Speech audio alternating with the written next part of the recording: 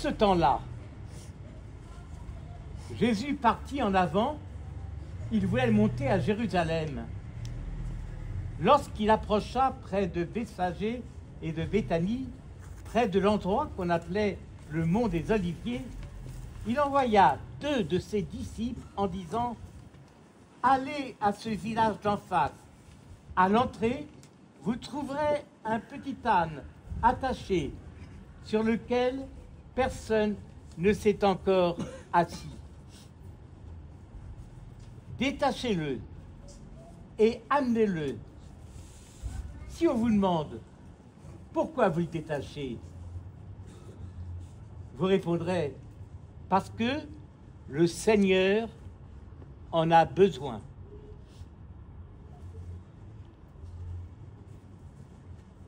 Alors, ils emmenèrent l'âne auprès de Jésus, jetèrent leur manteau dessus et y firent monter Jésus. À mesure que Jésus avançait, les gens étendaient leurs manteaux sur le chemin. Alors que déjà Jésus approchait de la descente du mont des Oliviers, toute la foule des disciples furent remplis de joie. Ils se mirent à louer Dieu à pleine voix pour tous les miracles qu'ils avaient vus.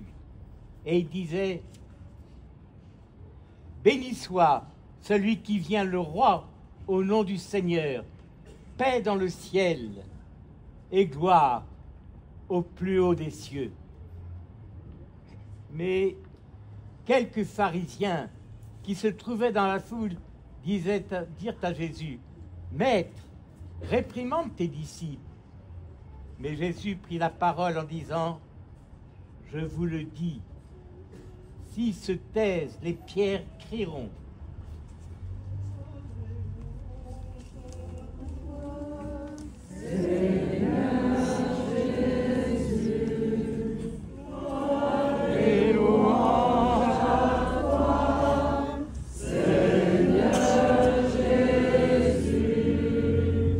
Nous sommes invités à rentrer dans ce lieu où Jésus nous attend en chantant. Il pousse au mot passion. Et il y a passion, c'est un mouvement impétueux de tout ce que je suis vers celui que je désire. Tout ce que je suis, un mouvement vers celui que je désire. C'est la passion. Et en bas, dans le petit Larousse, il y a cette phrase. Quand c'est le récit de la condamnation, de l'agonie et de la mort de Jésus-Christ, alors, dit le petit Larousse, il faut mettre une majuscule au mot passion. C'est bien cette passion de Jésus. Avancez, avancez, prenez votre temps.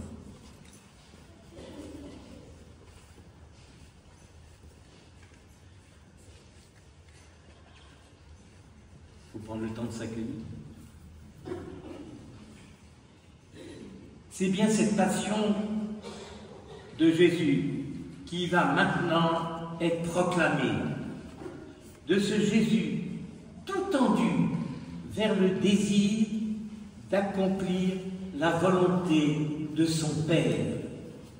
Cette passion de Jésus de révéler pourquoi il était venu.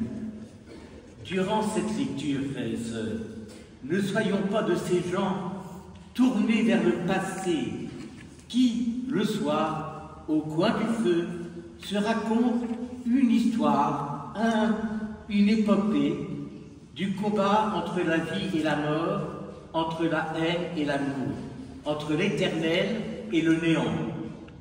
Mais écoutons ces récits comme des croyants qui demandent à l'Esprit Saint que les sentiments d'amour, de pardon, de don, de foi qu'a eu cet homme Jésus-Christ deviennent aussi les nôtres.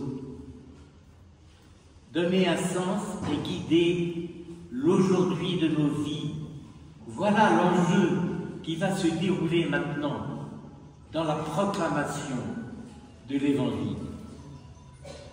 Sans tomber, je vous demande ça, sans tomber dans la sensiblerie, dans le dolorisme, oh mon Dieu, mais sans tomber dans le sanguinolent, acceptons fortement de croire que Jésus, cet homme, a voulu être pleinement un homme pour que l'homme que moi je suis puisse vivre de ces sentiments qu'il a fait vivre Jésus, qui ont donné un sens à sa mission. Vous savez, frères et sœurs, ce que nous vivons dans le quotidien de nos vies, Jésus l'a vécu. La peur, Père, si ce calice pouvait s'éloigner de moi. L'agonie, sa sueur devient des gouttes de sang. La solitude à Gethsémani. Il était seul. Ses apôtres dormaient. Le pardon, Jésus l'a vécu. Qu'il soit avec moi ce soir au paradis. La foi, Jésus l'a vécu. Père, entre tes mains, je remets ma vie. Voilà cet homme qui nous rassemble ce matin. La seule différence entre le Christ et nous, c'est que lui, il a été un passionné de l'amour de son Père pour nous le transmettre. Et il nous arrive d'avoir besoin qu'il prenne pitié de nous dans cette capacité de miséricorde qu'il a. Enfin, ami, en le tuant, on a risqué que s'accomplisse le meurtre de l'amour. C'est l'heure, et on va l'entendre tout à l'heure, c'est l'heure de la puissance des ténèbres qui ont triomphé. N'allez pas me dire que ça ne se vit pas encore dans notre monde d'aujourd'hui. Cette puissance des ténèbres qui triomphe. Dans cet homme en agonie, Dieu vient partager, mais plus encore que partager, il vient assumer toute la détresse humaine. Il ne la supprime pas. Elle existe, cette détresse humaine. Elle continue, mais le Christ est désormais avec nous. Nous ne sommes plus avec lui dans nos enfers. Il est compagnon de notre route. La foi.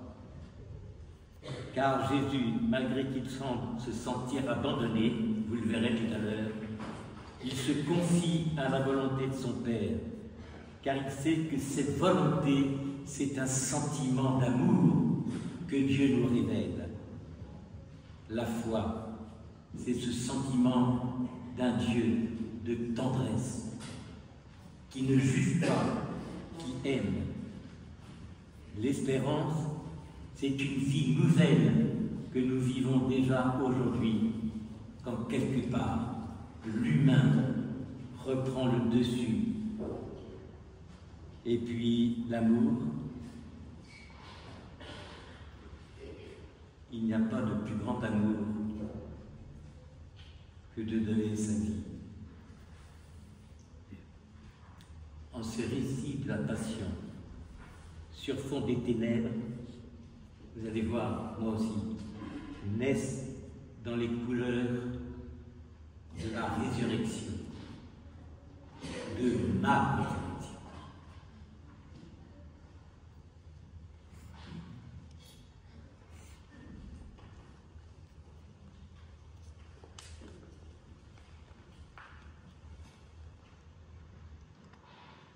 Première lecture,